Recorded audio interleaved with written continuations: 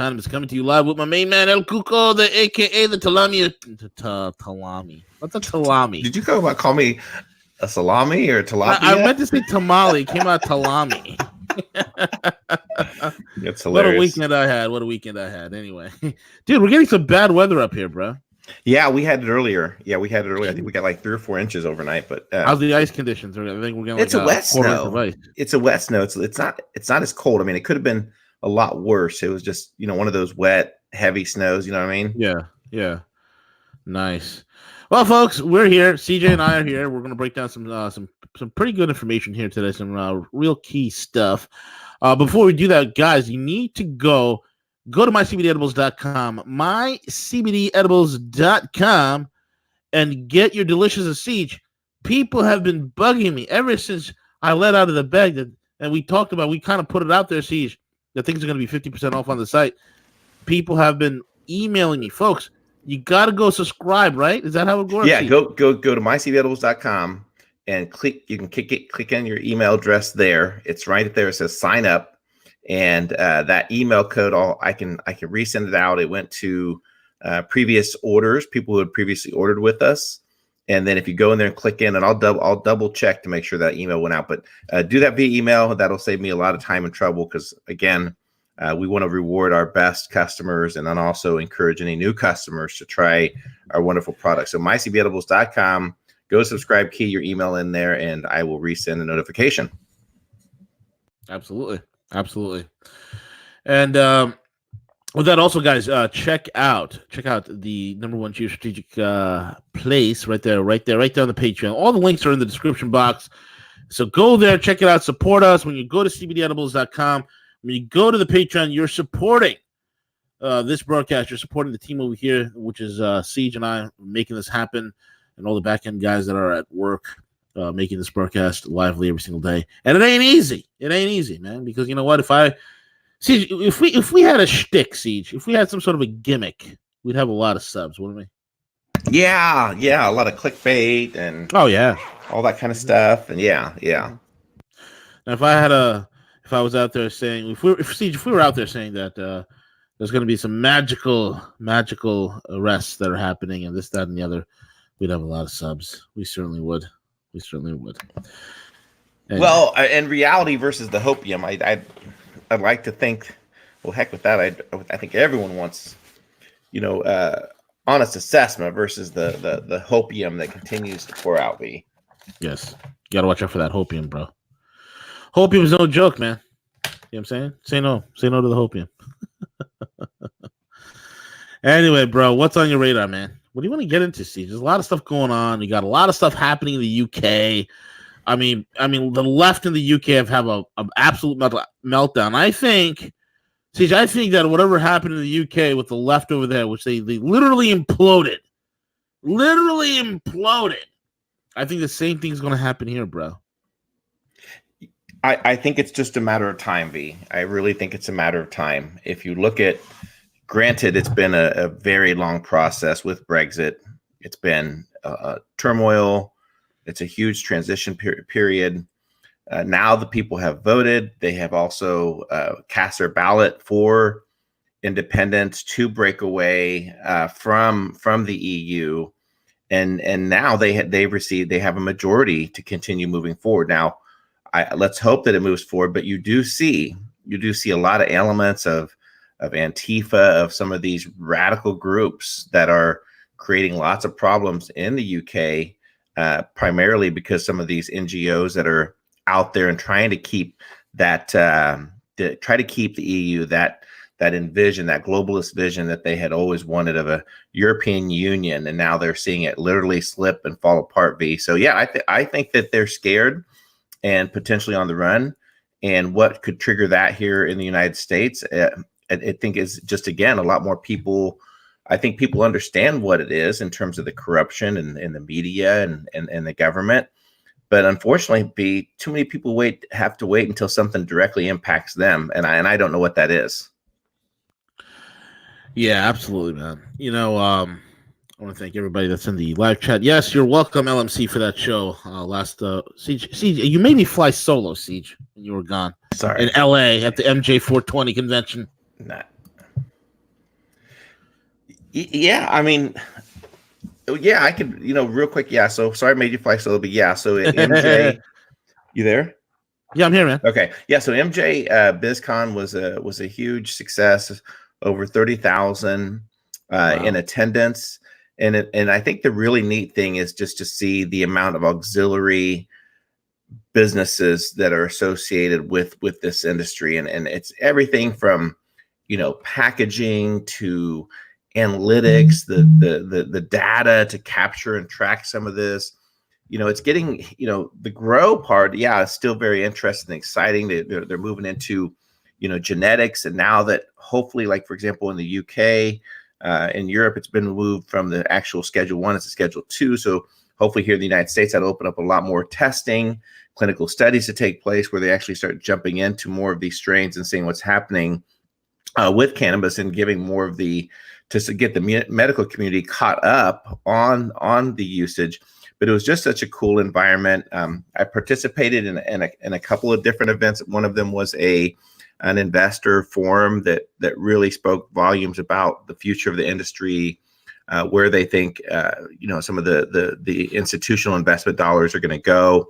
Looking at these things, Canada for the most part has kind of led the way as far as investment dollars rolling into Canada.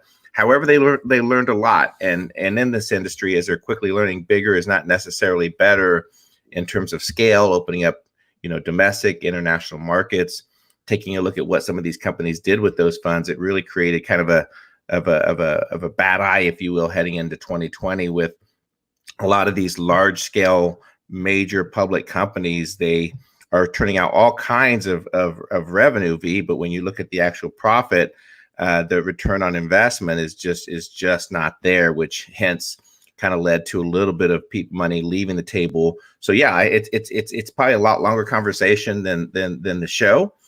And the really cool thing is that as we started to scale what we're doing with, not only Rogue, but with my CBD Edibles and the other companies that we had developed, is now we're actually taking a look at more of a corporate umbrella that could very well provide opportunity for our listeners, for other people to get involved. And maybe in the near future, we could get some of our team members involved to speak specifically what that's going to look like. But some really cool and exciting things heading into 2020. And that was primarily the mission, was to get there and talk to investors, to get names with faces, that kind of thing.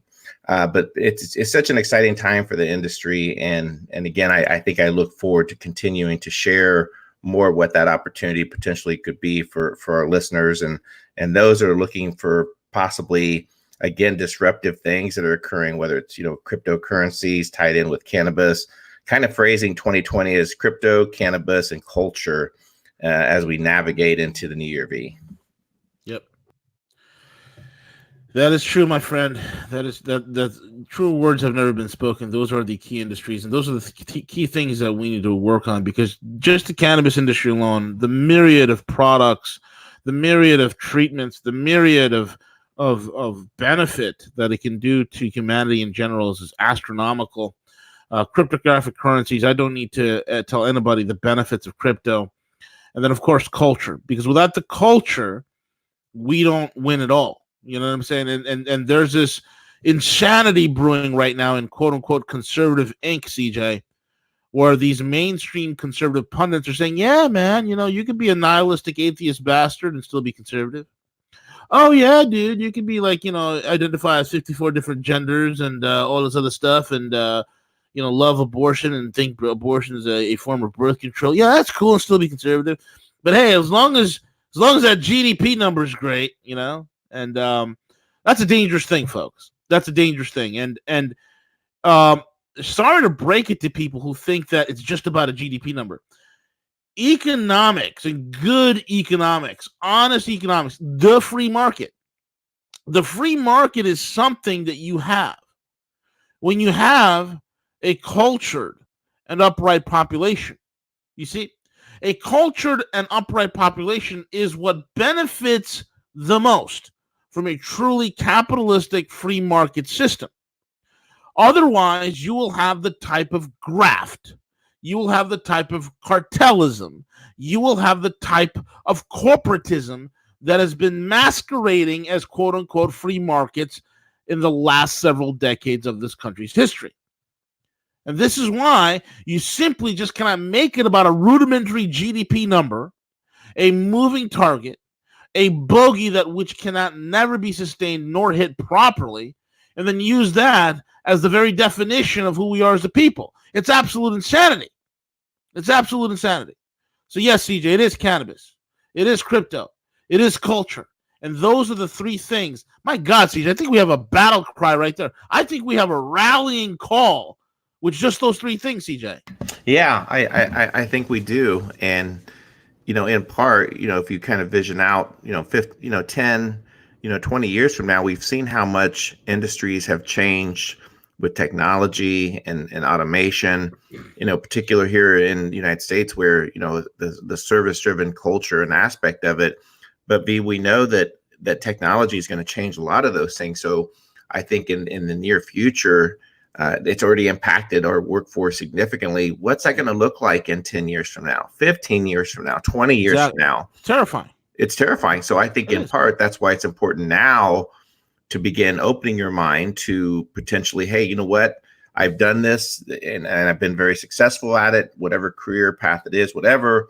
But, maybe I need to diversify. Maybe I need to learn or experience something new. Just in case, right? Just in case something transitions, something happens. And that's why, again, we kind of started the conversation with the UK, because I think that they've reached that boiling point. They reached that boiling point where the floodgates were open. Their systematic culture had changed and forcing, that environment, saying, hey, here's what we need to do. We need to wear wristbands so that they know that it's not okay to touch or whatever it means. We have to censor the media. It's not okay to speak about things that are culturally offensive to people, and we're going to ban you, and you really shouldn't be on a public platform. So I think that they have already arrived at that point where they're saying, you know what, we're going to fight back. We're not going to accept that. Thank goodness, we don't have that here in the United States. But what we do have is we do have a systematic approach to curtail our freedoms, our liberty, our culturally sensitive conversations regarding if you can't say anything offensive, because if we do, we just need to ban you. And that's very harsh. And the trouble is I see it on both sides. I'll give you an example. That I saw a post on social media where there's an actual Facebook page, and it's called Let's Put Concentration Camp for Non-Vaxxers. And this Facebook page is dedicated to, crazy, hey, we think people who don't vaccinate everything, they should be put in concentration camps, and here's what we should be doing with them and everything. And so they're calling out, right, the people that are the anti-vax community to ban this page. They're like, put this on Facebook, flag this page. And, you can't do that. You can't have it both ways, where you say, hey, I want to be able to speak about not vaccinating or about health things, and then at the same time call for other platforms or whatever to say, hey, that's not right. That needs to be banned. That needs to go away. Either you support freedom and liberty, you support open to conversations, open to different ideas, or you don't. You can't have it both ways, because if you do, then you're basically becoming what the left is trying to accomplish. Right, absolutely right, man. When you look at it, dude, you nailed it on the head, man. It's you got this ideological tribalism that's running rampant, and that's a problem. When you have ideological tribalism, where it's as vitriolic as it is today, where it's as violent as it is today, where it's as intolerant as it is today, folks, what you have. And these things only exist, CJ.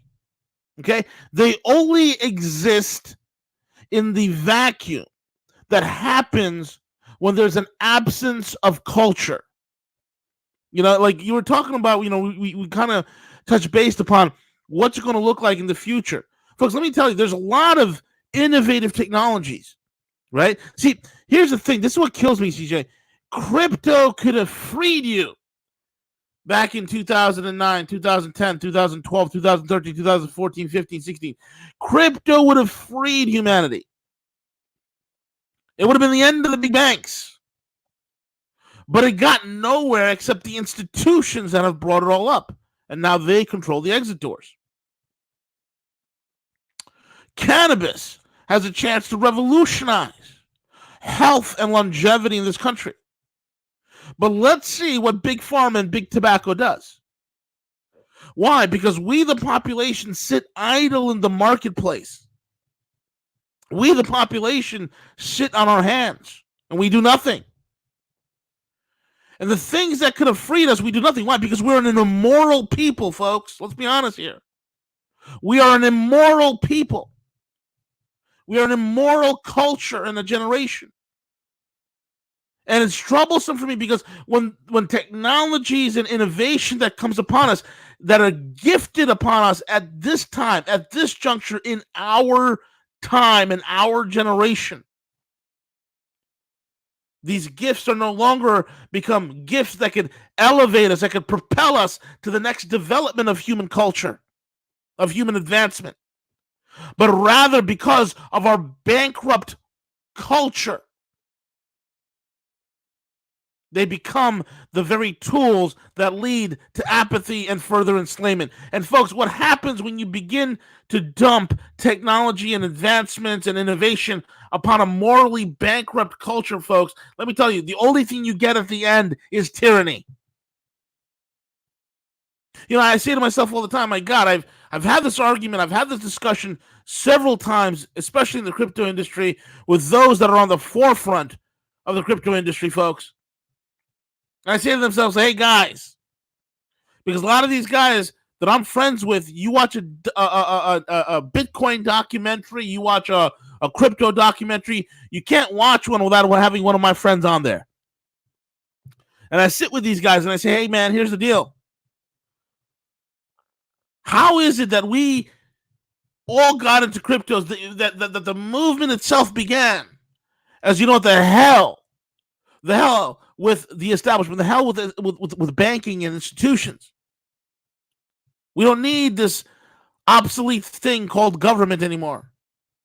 The obsolescence of government and banking and education and all this other stuff. We don't need that. But as we started to allow crypto to develop, what happened?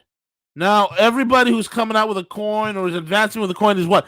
They are in bed with Wall Street. They're in bed with the city of London. Like, what the hell? I mean, there's a handful of coins like Monero that ain't in bed with nobody. And they're doing their own thing, and they're growing organically. There's a handful of coins that do that. But if somebody comes up to me and tells me that Bitcoin is decentralized, I have to start laughing. There's nothing decentralized about it anymore, folks. I understand in the technical sense, yes, it's decentralized. But in the control sense, when you have, 7 of the largest mining operations that are in the back pocket of large institutions, you're not decentralized.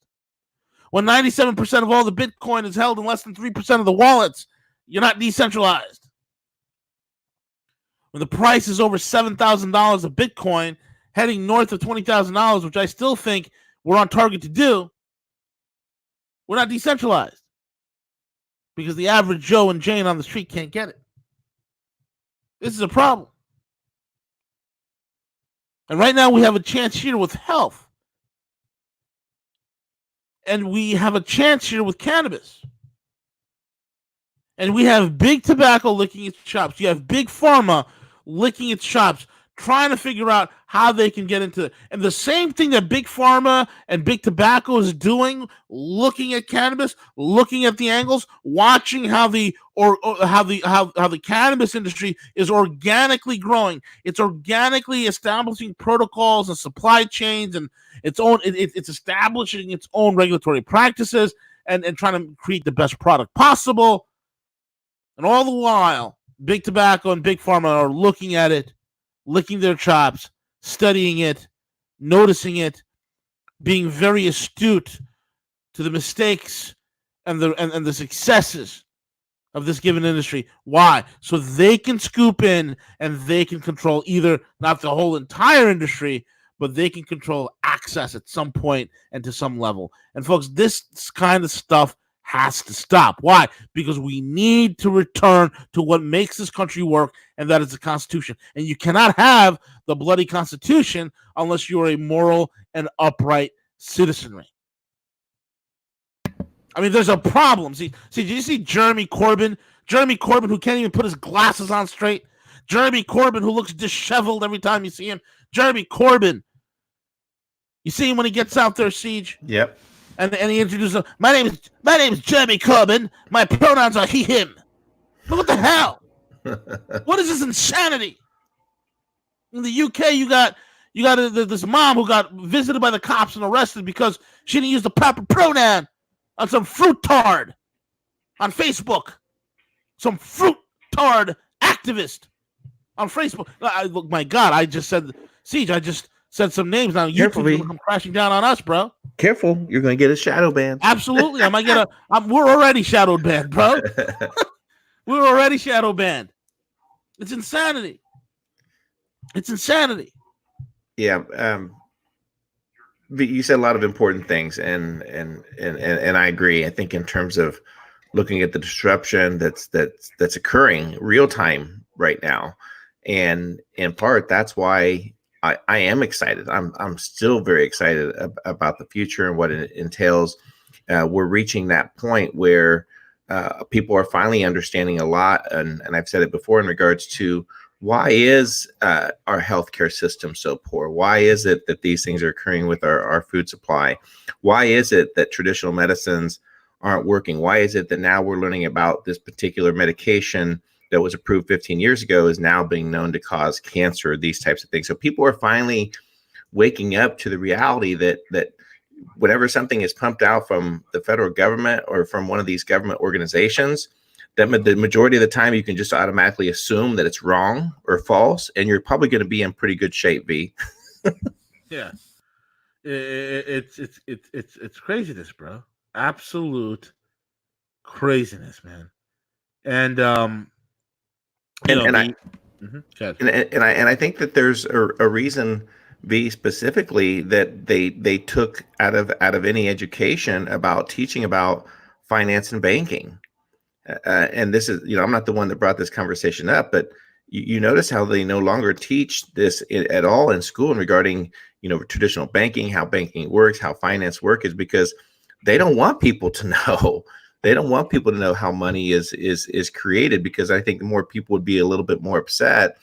And that's something that I think we have to stop doing. We have to stop bankrolling our debt on and putting that on the future of our families. We have to stop this insanity. And cryptocurrency could potentially definitely be a vehicle to help disrupt the system. And I'm not sure exactly where the conversation, how it took place, but whether you're a day trader or anything of that nature with the cryptos, but just potentially looking at form as a method of exchange and utility in the future that's happening, and then associating that with getting out of the banking system. And I think that's why that finally the regulators are trying to catch up with this, because it finally caught some eyes where they're saying, hey, look, a lot of this institutional money that used to be in the stock market, some of the things that now we're having to do repo acts to keep the liquidity occurring in the banks. Why is this money going? Oh, look, so a pretty good little chunk of it's going into cryptos for the institutional. Now we need to start doing something. Now we need to start cracking down on these things and really putting pressure and trying to keep money and from people from getting involved with something that's traditional to their dying legacy of a federal banking system. B. Yeah, absolutely right, man. Absolutely right. I mean, it is insanity to see what's happening in the world globally, man. I mean, there's really very few places on the planet there's semblance of behavior, and there's signs of insanity and all, there's signs of depravity and stupidity. Yeah, I'm going to step away for 1 second. Yeah. Do you think, man? I got you. Yeah, folks. There are signs. What I mean by that is this. Look, there's a really good article, and you folks remember, right? In New York, somebody had a $120,000 banana taped to a cardboard paper with duct tape, and Somebody, bid $120,000 for it and bought it. It was in an art gallery, a friggin' banana held together by tuck tape. And what happened was, we're at a point of when you see stuff like that, where somebody's willing to pay $120,000 for a banana duct taped to a wall. Something wrong with us. All right, something is seriously wrong with us. And what I'm fearing is that all these things, all these distractions, they're designed to keep our minds enthralled. They're designed to become little football issues, right? Things for us to bandy about, for things for us to kick about back and forth, without focusing on the real thing, without focusing on the bigger problems. Yesterday, yes, it's true. 8-way speed axe. Did I buy the banana? I did. Guilty as charged. And but I don't know the guy who ate it though. The guy who ripped the banana off the duct tape and started eating it. That guy, I don't know who he was. That was not me for sure. Oh man. But here's the thing, folks. There's one of the things I was hearing, over the weekend is, oh my God, people are freaking out. Money is disappearing from everywhere. Oh my God, the Fed rate, there's $100 billion going at more emergency repo operations oversubscribed ahead of the massive liquidity drain, which according to some calculations will be as much as $100 billion. $58 billion in coupon settlements from last week's Treasury auctions and an additional $50 billion or so in corporate income tax payments to the Treasury, which combined would be as large, if not bigger, than the September 16th cash transfers to the Treasury, which sparked the mid-September repo crisis. Last Thursday, the Fed announced a kitchen sink liquidity tsunami, throwing as much as $500 billion in liquidity backstops in the form of an expanded and extended repo and term repo operations, while keeping the Fed's not QE T-bill monetization chugging along. Right. The first of these emergency repo operations was scheduled for this morning ahead of the liquidity drain of the former $50 billion 32-day repo, which took place shortly after 8 a.m. And once again, it was oversubscribed. There was more demand for liquidity, or $54.25 billion. And again, people are freaking out. So there are a lot of people out there saying, hey, you know what? Money is disappearing and gold is disappearing from the system. Folks, I can tell you, I promise you, money simply does not disappear from the system, period. It's always transferred. And I've mentioned this several times, especially on the Patreon, that there's a repositioning that is happening, that the economy is changing. We are in a chrysalis form right now. We're in the pupa stages of something new and something different that will emerge on the global scene. Okay? The other thing that we must realize, folks, is that this is all setting us up for, not for a market crash, but an absolute rocket fuel that is being fueled into the system. Because they know they got to curtail the quote-unquote inflation. They know they got to stick the dump dollars somewhere. They know the ESF is running out of tricks. They know all of this. And the only way that you can distract the population, the only way the algos are showing, because irrespective of all the stuff, folks, the algos are always pointing in one direction. And one direction only. And that is up. And that is up. And isn't it amazing, folks, that just like people say, hey, you know what? You could marry your pet rock. You could say that you have 75 genders living inside of you. You could, be into all sorts of debauchery and be into all sorts of insanity and say that you're a conservative because, hey, you know what? I ascribe to a fictitious GDP number. And the same way we ignore the deeper issues of society, the failings, the decay of decadence, the loss of culture, Why? Because we're all fixated on the fictitious Dow. We're all fixated on the fake numbers on an imaginary digital economy that's coming out of Wall Street. And people are distracted by it. People are having a phantom wealth effect of it. And people are forgetting that, hey, you know what? There's still 90 plus some odd million people that are still permanently out of work. There are still 30 some odd million people that are still on food stamps. And these are a problem, folks. These things are a problem. Siege, you're back? I am back. Sorry about that. Welcome back, El Cuco. I was talking about the repo rates and what's happening with that. But I was just wrapping that up.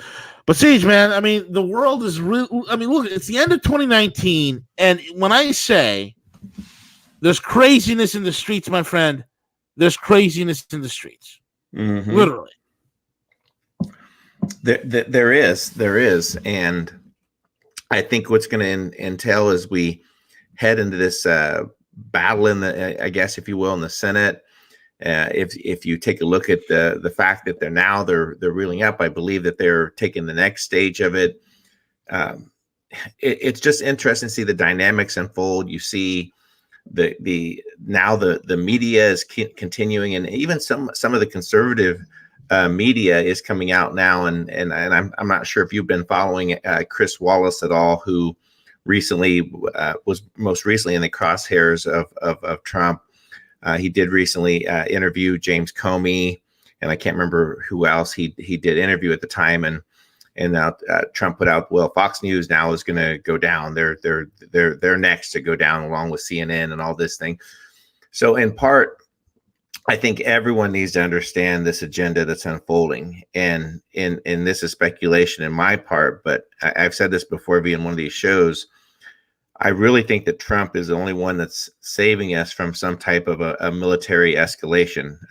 If you look at how Trump was supported by the military early, how the Patriot movement, how everything that kind of fell into place leading up to the events unfolding with Iran and that fake attack on the oil in Saudi Arabia, I really think that they had their ducks in a row for a military escalation. And I really think that was stopped. I think that was stopped. And I believe now what's happening is even some of the people, we all know where a lot of the funding comes to support this administration. Now they're even starting to question things. And we know that power, that money, that influences a lot. It does. And it buys you elections. It truly does. So now I'm wondering if thinking that there's some buyer's remorse, thinking we thought we were going to get this escalation. We thought we were going to get our war. We thought we were going to get another George W. Bush, and we didn't. And so now we need to do anything in our powers to change course. And if it means putting Pence in office to deliver that next step, that's what we're going to do. So I think that's what's happening behind the scenes. I think both sides are being funded. I think that there's a lot of concern that they were wanting that escalation. It didn't happen. And so now they're carefully evaluating everything and deciding what direction to go. But it has a lot more to do than just U.S. politics, V. Absolutely, man. The world's in a very, very serious predicament. It's in a very serious stage. I'm hoping. Okay, I mean, there's a lot of momentum and a lot of good momentum with people with our mindset, and we're winning on so many levels. We're winning all over Europe. We're, people of our mindset. Excuse me. Hold on. Had to clear my throat. No problem. Yeah, I think there is a real chance. There is a real chance, but it's going to take a lot of people to understand what's happening. And if we keep steadfast on the left-right paradigm and don't understand what's truly taking place, it's not going to change. And we've said this numerous times about the system, the political environment, understanding that corporate America has really taken over and dictated our elections. Just simply look at the amount of funding that it requires. You take a look at how much money has been spent in these elections. It's to the tunes of, I think, close to like sometimes $500 million that's spent on these cycles, and what happens to those cycles? Where does all that money go? And why do so many people run for the office? Well, because they know with that running comes some of the money that flows into those super PACs and the funding. So it's the system itself that we need to understand is outdated. It's outdated. It needs to change. And if we keep waiting and thinking that our answers are going to be resolved, politically for us, more than likely they're not. It's the system itself that needs to be reinvented. Everything else has changed, for us. Our systems, our technology, from the way that we shop at the store to the way that so many numerous things. But yet we still have this system in place where we believe that we have to have these two major parties and they have to decide for us, and these are the way that things are going to work. We still don't have term limits. These things need to change. And it's so stupid, dude. I'm sick of these bloody did you see that thing from That's the Point? The guy Brandon from That's the Point on YouTube. He was at a Schiff rally, and they literally shut down Adam Schiff. Mm-hmm. I think it was I think it was in Glen Oaks, California. Yep. Totally shut him down. You know what's funny? I had a buddy of mine, and he was in DC, and he was with a friend of his as well, and his friend is a Delta operator. And Adam Shifty Schiff walked right by them, and the thought on both of them was like a long corridor of a hallway in a building. I don't think there was any cameras there, but both of them literally thought, what if we took this little freaking son of a bitch, pulled him into a room, and beat the holy living shit out of him? Dude, what? Siege, I don't know, Siege. If I saw Adam Schiff in public, if I had a shot, I would take it. I'm not talking about a bullet, but I'm talking about just, if I had a chance of punching the bastard, I would do it. I would do it. I would take one for this team, Siege. I would take one for the team. I'm just saying. Roger that. Oh, man. So, meanwhile, in the land of adults, Siege, guess what I found out, brother? Siege, you there? Did I lose you? El Cuco? Siege, don't leave me. Siege! No! Just kidding, guys. Anyway, meanwhile, in the land of adults, here's the deal. People are always asking, V, what the hell, where are you going to go if America fails? I have an answer. I'm back, V, sorry. Oh, you missed it. I was screaming, bro. I was like, Siege, where'd you go? But I have an answer, bro. Right? People ask me, where do you go when if America should fail, if it all goes down? And the more I think about it, Siege, I think I might have to move to Russia. Can you imagine you and I broadcasting from Russia? Being Russian? Dude, think about it. The Christian, Christianity is exploding in Russia. There's like more churches being planted there. Unlike Europe, where there's more mosques. That's number one. Mm-hmm. Number two, here's the best part, right? You know what? You know what the tax rate is? They have a flat 4% tax rate if you own your own business. If you're like a freelancer, you own your own business. You're a quote unquote digital nomad, which we are, Siege. Which we are. It's a 4% flat tax. Santana Bonacci said Thailand. That's a good choice too, sir. And Panama. Now, they have a flat 10% income tax, which is great because we got tax season coming up, Siege, and you can go to like 15 different tax preparers, right? And each of them will have a different amount that you'd get back in taxes. They all come out with different numbers. Why? Because the bloody tax code is so damn convoluted, Siege. Yeah, big time. So damn convoluted. It's ridiculous. But I was just thinking about that, man. But where would you move, man?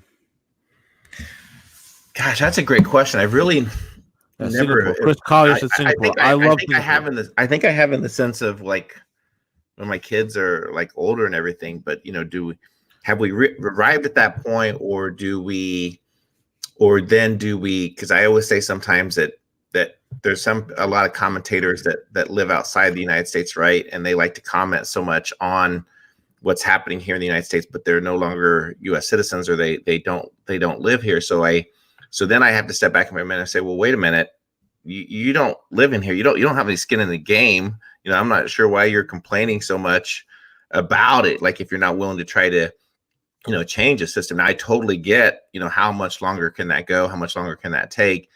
And so therefore I've kind of evaluated more so like taking a look at it from a perspective of my kids, and what they're currently, influenced and doing. And so, yeah, but I know that there are numerous places that people have, really went and made a huge impact. And when you take a look at the constant barrage that we're doing here of this taxation, and how much, like what you speak to, V, as far as culturally, how things are changing here. And unfortunately, it's hard to gauge that change, like what's that going to look like in the next 10, 15 years, especially that we're seeing some of the transition where now you're seeing a lot of the influence in certain states where a lot of, like, for example, look at the changes that are occurring in Texas with the inflow of people that are moving from California into Austin and everything, and trying to change the system. So what's that going to be like in 20, 25 years when they start amassing even to more areas and trying to change things, V?